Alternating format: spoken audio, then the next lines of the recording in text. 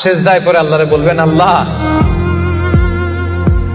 এই পৃথিবীতে আমি ছাড়া তোমার গোলামের অভাব নাই, কিন্তু তুমি ছাড়া আমার দ্বিতীয় কোনো রব নাই।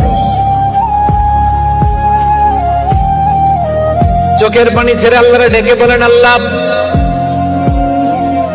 এই জমিনে আমি ছাড়া তোমার গোলামের কোনো অভাব নাই, কিন্তু তুমি ছাড়া দ্বিতীয় কোনো রব আমার নাই, তুমি ছাড়া দ্বিতীয় কোনো জায়গায় চাওয়ার সুযোগ আমার নাই।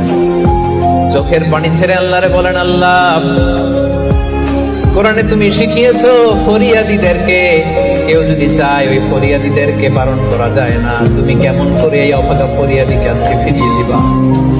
চোখের পানি ছেড়ে আল্লাহর কাছে চা, সব তিনি দিয়ে দিতে পারেন। চিল্লায় বলেন ঠিক কিনা?